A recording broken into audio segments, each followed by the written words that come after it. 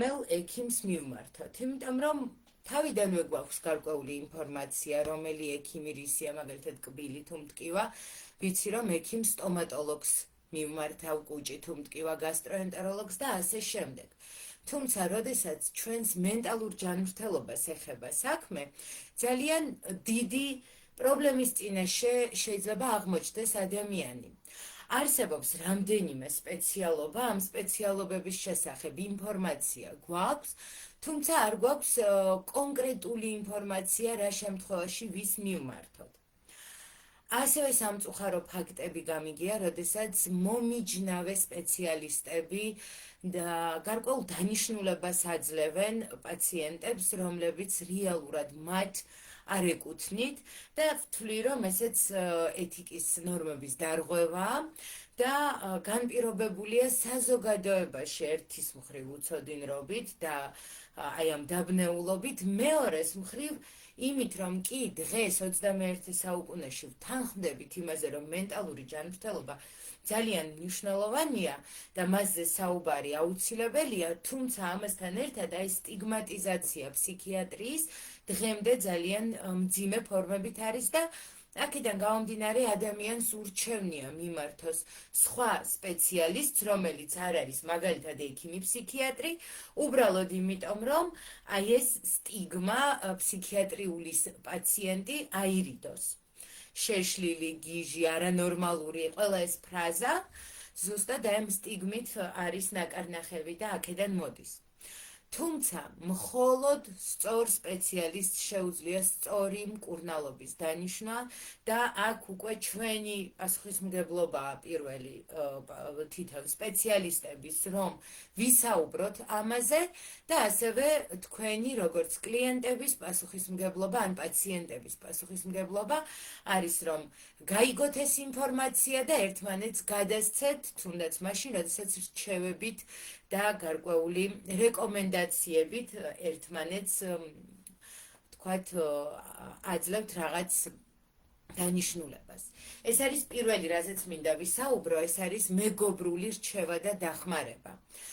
სპეციალისტის შერჩევის დროს ძალიან დიდი მნიშვნელობა აქვს რეკომენდაციას. ამაში გეთანხმებით. და ეს რეკომენდაცია როგორც წესი იმ პაციენტების ან კლიენტების მხრიდან ხდება, რომლებიც კონკრეტულ სპეციალისტთან დადიან და კმაყოფილები არიან ამ სპეციალისტის მკურნალობით.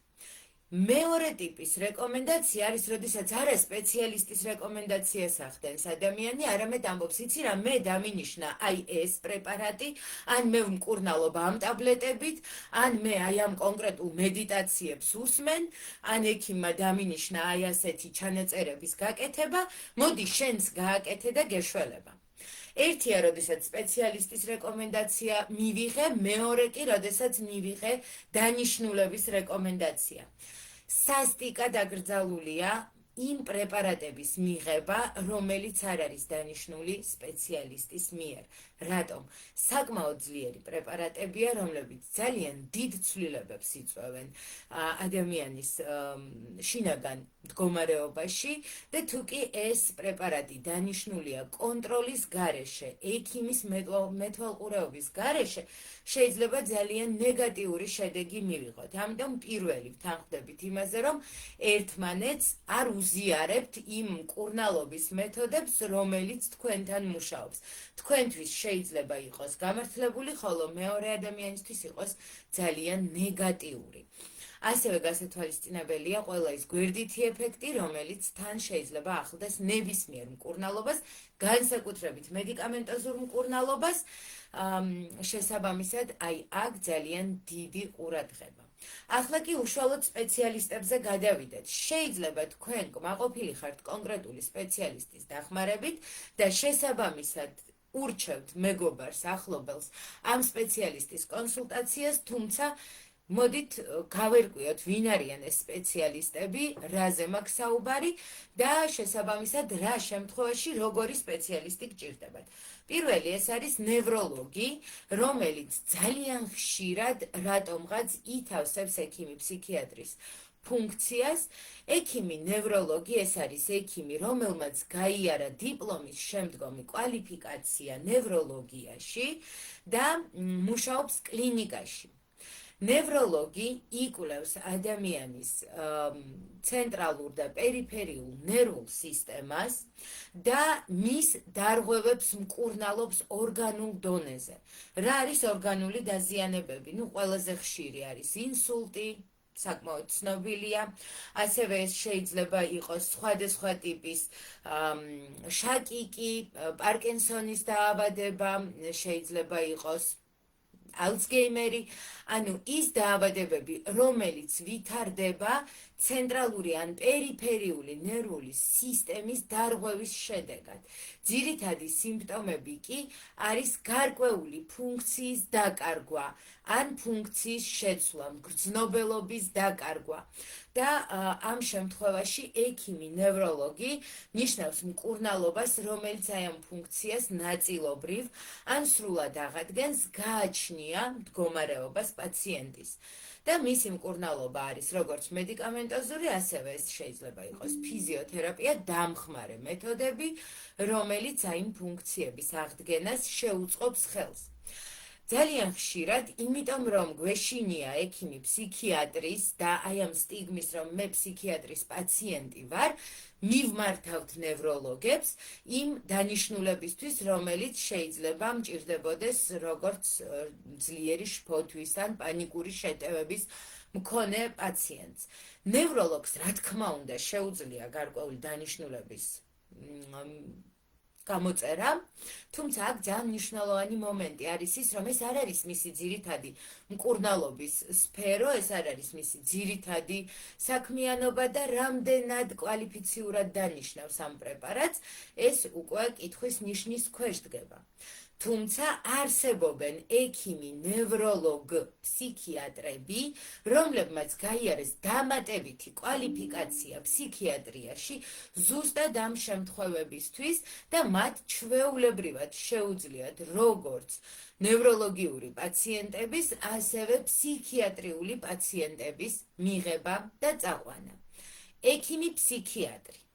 ექიმი ფსიქიატრი, ასევე როგორც ექიმი ნევროლოგი, აუცილებლად არის ზოგადი პროფილის ექიმი, რომელმაც კვალიფიკაცია აიმაღლა, ანუ გაიარა სპეციალური რამდენიმე წლიანი კურსი ფსიქიატრიაში და აქვს ლიცენზია ექიმი ფსიქიატრის. ფსიქიატრია შეგვიძლია ორ დიდ ნაწილად დავყოთ, ეს არის დიდი ფსიქიატრია და მცირე ფსიქიატრია. დიდ ფსიქიატრიაში ყველა ის დაავადება შედის, რომელიც ძალიან დიდ შირს და შფოთვას იწვევს საზოგადოებაში და ეს ისეთი დაავადებებია, როგორიც შიზოფრენია, როგორიც არის ბიპოლარული აშლილობა და კლინიკური დეპრესია. ეს დაავადებები არის ფსიქოემოციური სფეროს დარღვევები, რომელსაც აუცილებლად ჭირდება მედიკამენტოზური ჩარევა და აუცილებელია ექიმი ფსიქიატრის კონსულტაცია, დანიშნულება და მეთვალყურეობა. რა სიმპტომები ვლინდება ამ დროს? ეს შეიძლება იყოს გარკვეული ტიპის მსჯელობის დარღვევა, ბოდვები, ან აღქმის დარღვევა, ჰალუცინაციები, რომელიც შეიძლება იყოს ვიზუალური, ან აუდიალური, ან კინესთეტიკური, როდესაც ადამიანს გონია, რომ ხედავს რაღაცას, ან ესმის, ან გრძნობს რაღაცას. ეს შეიძლება იყოს გარკვეული ისეთი სიმპტომები, რომელიც ადამიანის ცხოვრების ხარისხს აქვეითებს და ადამიანს არ გააჩნია კრიტიკა საკუთარ მდგომარეობასთან დაკავშირებით მწვავე პერიოდში. ანუ მაშინ, როდესაც ადამიანს აქვს ჰალუცინაცია, მაშინ, როდესაც ადამიანს აქვს ბოდვა, მას არ აქვს კრიტიკა და არ შეუძლია კრიტიკულად შეაფასოს საკუთარი მდგომარეობა. ზუსტად ასეთ შემთხვევებში ფსიქიატრი, ექიმი ფსიქიატრი ნიშნავს მკურნალობას. არის თუ არა რეკომენდირებული ექიმი ნევროლოგის ან ფსიქოთერაპევტის ან ფსიქოლოგის ჩართვა ამ პროცესში?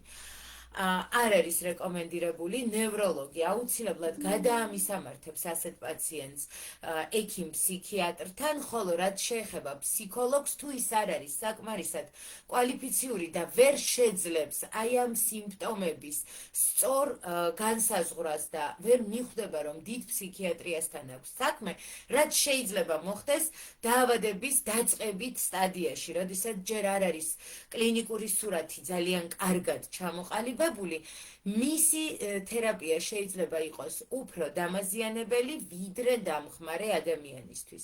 ამიტომ ნებისმიერი ეჭვის შემთხვევაში თვითონ პაციენტის კეთილდღეობისთვის უკეთესია ჯერ გამოირიცხოს ფსიქოზური სპექტრი, ხოლო ამის შემდეგ უკვე დაიწყოს მკურნალობა ან კონსულტირება ფსიქოლოგთან. და თუ კი ჩვენ ფსიქიატრიაზე გვაქვს საუბარი, ამ შემთხვევაში ფსიქოთერაპია შეიძლება იყოს დამხმარე და ხელს უწყობდეს პაციენტის რესოციალიზაციას, ხოლო ძირითადი მკურნალობა მაინც მედიკამენტოზურია.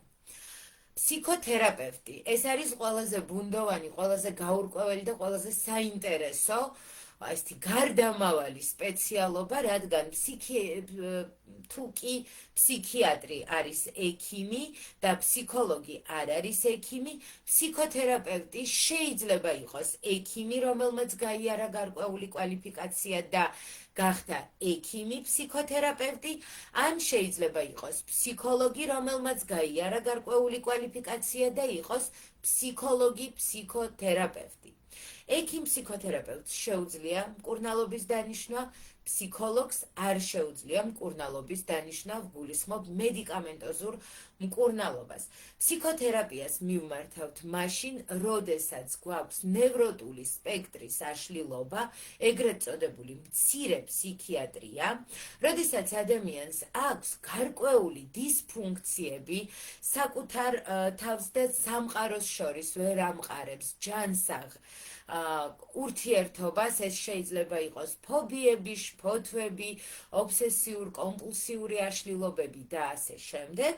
და აი ამ მცირე ფსიქიატრიის შემთხვევაში, თუ კი ადამიანი ადაპტირებულია და მას შეუძლია გარკვეულწილად ფუნქციონირება, თუმცა მის ცხოვრების ხარისხზე აისახება მისი სიმპტომები, ფსიქოთერაპია არის რეკომენდირებული, ხოლო თუ მას იმდენად ძლიერი აქვს ეს გამოვლინებები, რომ ის მაგალითად სახლიდან ვერ გადის, ან დამოუკიდებლად ვერ გადაადგილდება, ან სახლში ვერ ჩერდება, მარტო რეკომენდირებულია ექიმი ფსიქიატრის მკურნალობის დაწყება, ანუ მედიკამენტოზური მკურნალობა, რომელიც სიმპტომების კუპირებას მოახდენს და ამასთან ერთად უკვე ძირითადი თერაპია ფსიქოთერაპია ჩაირთოს და ფსიქოთერაპევტი, ექიმი ან ფსიქოლოგი ამას უზრუნველყოფს. სხვათა შორის ჩვენ გვექნება შეხვედრა, ტრეინინგი არ არის, შეხვედრა Zoom-ში კვირა დღეს, სადაც ვისაუბრებთ, როგორ გახდე ფსიქოთერაპევტი, ანუ რა უნდა გააკეთო იმისთვის, რომ ფსიქოთერაპევტი გახდე, მიუხედავად იმისა, რომ დღესდღეობით კანონი არ არეგულირებს ამ საქმიანობას, მაინც მივმართავთ გარკვეულ მაგალითს, რომელიც სხვა ქვეყნებში, სადაც კანონი არსებობს, ვთქვათ, იმ მაგალითს ჩვენც ვიყენებთ, თუმცა ვთვლი, რომ მნიშვნელოვანია პაციენტებსაც გქონდეთ ინფორმაცია იმის შესახებ, თუ რა გზით, რა კვალიფიკაციის კურსებით გახდა ფსიქოთერაპევტი. როგორც წესი, ეს უნდა იყოს 4 წლიანი კურსი და რიგ ქვეყანაში ეს უნდა იყოს არა ერთი 4 წლიანი კურსი, სადაც სპეციალისტი გადის კვალიფიკაციას საქართველოში დღესდღეობით არის ესეთი კურსები და ამ კურსის დასრულების შემდეგ ის უკვე ფლობს საკმარის ცოდნას, რომ ფსიქოთერაპევტად იმუშაოს. ეხლა ვინ არის ფსიქოკონსულტანტი? ფსიქოკონსულტანტი არის ფსიქოლოგი, რომელმაც კვალიფიკაცია აიმაღლა, მაგრამ ეს არ იყო ფსიქოთერაპიული კურსი, ანუ არ იყო ის 4 წლიანი კურსი, შედარებით ხანმოკლე კურსი გაიარა და ამ კურსის საფუძველზე აითვისა ის ტექნიკები, ის გარკვეული სავარჯიშოები, რომლების მეშვეობით შეუძლია დაეხმაროს, კონსულტირება გაუწიოს ადამიანს და რაში შეიძლება რომ დაეხმაროს. მაგალითად შეუძლია დაეხმაროს ხედვის გაფართოვებაში საკუთარ თავში, იმ რესურსების აღმოჩენაში, რომელიც მას სჭირდება ან აკლია გარკვეულ ცხოვრებისეულ ეტაპზე. ეს შეიძლება იყოს ურთიერთობებში გარკვევა, საკუთარ თავთან ურთიერთობებში გარკვევა, შვილების აღზრდასთან დაკავშირებული საკითხები და სხვა. და როგორც წესი, ფსიქოკონსულტირება არის ხანმოკლე და სიმპტომზე ორიენტირებული, როდესაც ფსიქოთერაპია არის შედარებით ხანგრძლივი პროცესი და მანდ არა სიმპტომების მოგვარება, არამედ იმ სიმპტომების გამოწვევი მიზეზების მოგვარება ხდება, რომლებიც შემდგომ აი ამ სიმპტომებით ვლინდება. რაც შეეხება ფსიქოლოგს, ფსიქოლოგი არის ადამიანი, რომელმაც გაიარა ბაკალავრი ან ბაკალავრი და მაგისტრატურა ფსიქოლოგიაში და მას აქვს გარკვეული კვლევითი ინსტრუმენტები იმისთვის, რომ განსაზღვროს ადამიანის მენტალურ ჯანმრთელობასთან დაკავშირებული სხვადასხვა პარამეტრები. ტესტების მეშვეობით ის გარკვეულ დიაგნოსტირებას ახდენს, რომლის შემდგომ შეუძლია რეკომენდაცია გაუწიოს ადამიანს, რომელ სპეციალისტს მიმართოს, თუ კი მას სჭირდება დახმარება და იმ შემთხვევაში თუ ფსიქოლოგს აქვს ფსიქოკონსულტანტის ან თერაპევტის კვალიფიკაცია, მას შეუძლია რომ პარალელურ რეჟიმში გაუწიოს დახმარება ადამიანს, თუმცა ეს უკვე არის კვალიფიკაციის არსებობის შემთხვევაში. მე რაც მინდოდა აი ამ ლაივის ფარგლებში თქვი და კითხვა მაქვს თქვენთან, თუ გაქვთ რაღაცა ისტორია, ან იცით რაღაცა საინტერესო ისტორია დაკავშირებული სპეციალისტებთან, სპეციალისტის დანიშნულებებთან, სპეციალიზაციებთან, საინტერესო იქნება თუ გაგვიზიარებთ კომენტარებში და ასევე თუ გაქვთ კონკრეტული კითხვები, ვის მიმართოთ გარკვეული ჩივილებით, ასევე გთხოვთ დაწეროთ კომენტარებში, სულ ცოტა ხანში თქვენი კომენტარი ჩემთან აისახება და თუ ლაივის დასრულებამდე მოხდება კომენტარის დანახვა, პირდაპირ ლაივში გიპასუხებთ. მინდა გითხრათ, რომ ჩვენი ცენტრის ბაზაზე არის რამდენიმე კურსი, მიმდინარეობს რამდენიმე კურსი, ეს არის საკმაოდ ხანგრძლივი ერთწლიანი 12-თვიანი პროგრამა ფსიქოკონსულტირებაში, სადაც ვასწავლით დიაგნოსტირებით დაწყებულ, დამთავრებულ ღრმა თერაპიულ ინტერვენციებს იმისთვის, რომ ფსიქოლოგთან მოსულ ადამიანს ჰქონდეს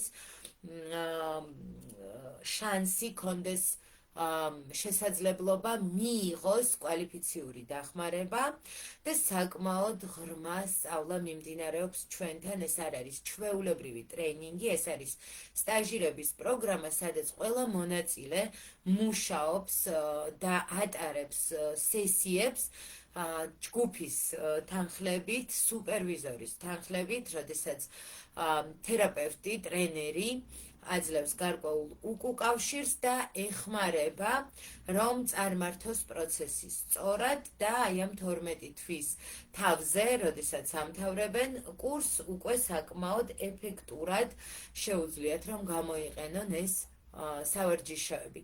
ასევე ხანმოკლე კურსები გვაქვს 3 თვიანი არტ-თერაპიაში და ბავშვთა არტ-თერაპიაში, რომელიც ახლა ბავშვთა მიმდინარეობს რეგისტრაცია და შეგიძლიათ გაიაროთ და რომელიც ესეთ მცირე კურსის სახით საკმაოდ დიდ ინფორმაციას აძლევს მონაწილეებს იმის შესახებ, თუ რა სირთულეებს შეიძლება შეხვდეს ფსიქოლოგი, ფსიქოკონსულტანტი ბავშვებთან მუშაობის დროს და რა ინსტრუმენტები, რა რესურსები უნდა გამოიყენოს იმისთვის, რომ ამ სირთულეებს გაუმკლავდეს. ვხედავ, რომ კომენტარები არ არის, კითხვები არ არის და მაინტერესებს რამდენად საინტერესო, სასარგებლო ან ახალი იყო თქვენთვის ეს ინფორმაცია. რამდენად გაქვთ სურვილი, რომ მსგავსი შეხვედრები კიდევ გავაგრძელოთ და აქვე მინდა დაგვპატიჟოთ ჩვენს შეხვედრაზე, რომელიც კვირას იქნება Zoom-ში. ამისთვის მხოლოდ უნდა მოგწეროთ და დაესწროთ, შეხვედრა არის უფასო და ასევე 4 შაბათს ჩვენი ცენტრის სატრენინგო დარბაზში ჩატარდება შეხვედრა, ღია შეხვედრა, ღია ტრენინგი, სადაც ასევე ვისაუბრებთ ფსიქოთერაპიის სიღრმეებზე, კომპეტენციებზე და იმ ინსტრუმენტებზე, რომელიც შეიძლება გამოიყენოს ფსიქოლოგმა, ფსიქოკონსულტანტმა, იმისთვის, რომ დაეხმაროს ადამიანს სხვადასხვა კრიზისის გადალახვაში. გემშვიდობებით, მადლობას გიხდით, რომ იყავით და შევხვდებით მომავალ ღონისძიებებზე, რომელსაც აუცილებლად შემოგთავაზებთ ჩვენი ცენტრი.